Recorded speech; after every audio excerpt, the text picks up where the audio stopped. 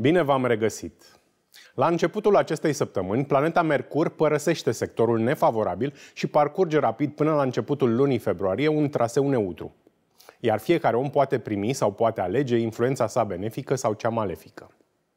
Ce sectoare de viață pot fi influențate în bine sau în rău, vizionați în minutele ce urmează. Berbec. Sunt favorizate câștigurile financiare. Poți obține venituri ajutat de partenerul de viață și de prieteni apropiați. Dar nu trebuie să te bazezi exclusiv pe aceștia. Trebuie să muncești și să-ți pui în valoare talentul și inteligența. Totuși, dacă ești foarte egoist, poți înregistra o pierdere de bani. Iar altă posibilitate de micșorare a veniturilor poate fi cauzată de un membru al familiei. Taur. Veniturile realizate recent și protecția de care ai beneficiat când ai scăpat de încurcături sau conflicte cu diverse persoane sau cu autoritățile statului, toate aceste lucruri benefice îți aduc o stare de spirit bună, energie pozitivă și imunitate în fața problemelor de sănătate. În schimb, o veste deloc bună legată de alte persoane te poate afecta mai mult sau mai puțin. Gemeni. Tot ce ți se întâmplă în perioada ce urmează sunt consecințe ale faptelor tale. Astfel, în plan pozitiv, poți face scurte excursii sau poți avea mai multe ieșiri la distracție. Peste tot te vei simți bine și vei petrece momente plăcute. În plan negativ, poți avea mici probleme de comunicare la locul de muncă sau mici neînțelegeri în relația de cuplu. Rac. Ești susținut în activitatea ta de la locul de muncă de întreaga familie și de partenerul de viață. Astfel încât tot timpul pe care îl petreci acasă îți refaci complet forțele, iar acest lucru se vede în activitatea ta profesională. Totuși, ar fi bine să fii mai reținut în dialogurile cu șefii și să eviți orice diferent cu aceștia, chiar dacă dreptatea este de partea ta. Leu. Ești foarte bine văzut și apreciat de toți cunoscuții tăi și de colegii de la locul de muncă. Totul, după ieșirea ta cu succes dintr-o conjunctură mai încurcată, în care ai dat dovadă de multă diplomație. Totuși, în cazul unei deplasări turistice în străinătate, este posibil să nu te bucuri deloc de o primire sau de o tratație ospitalieră. Fecioară. Capitolul străinătății este animat în această perioadă. Astfel, dacă te afli într-o deplasare de plăcere departe de țara noastră, ai șanse să te distrezi și să te simți foarte bine. În cazul în care te afli la muncă în străinătate, poți avea puțin de îndurat din cauza unor încurcături cu acte sau documente. Și activitatea ta din care îți câștigi existența poate fi puțin afectată. Balanță. Sunt favorizate veniturile rezultate din chirii sau tranzacții imobiliare. Dacă te afli în străinătate, la fel, poți recupera sume restante sau datorii mai vechi. Sau poți înregistra profituri.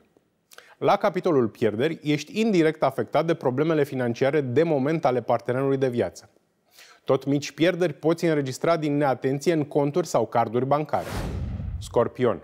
Relația de cuplu merge bine. Dialogul și nivelul de înțelegere dintre tine și partener revin la cote normale.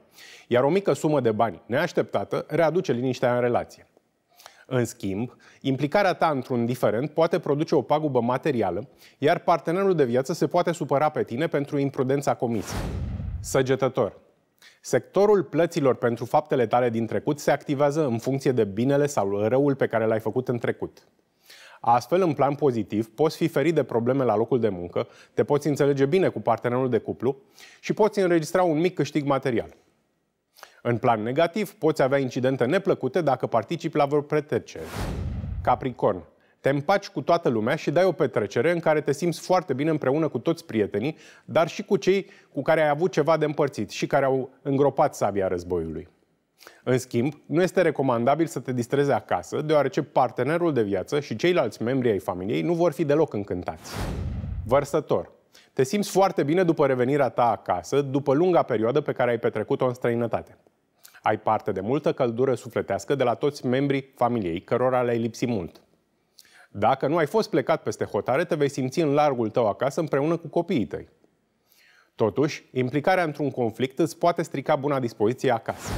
Pești. Poți primi vești bune sau rele. Cele bune privesc situația ta profesională, familia, căminul și banii pe care îi vei câștiga din altă conjunctură decât munca.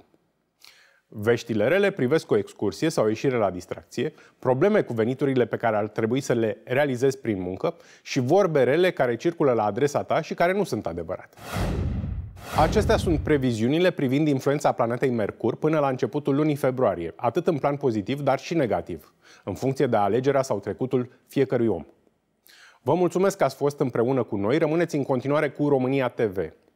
Eu sunt Adrian Bunea și mă puteți găsi pe pagina de socializare Adi Bun Astrolog.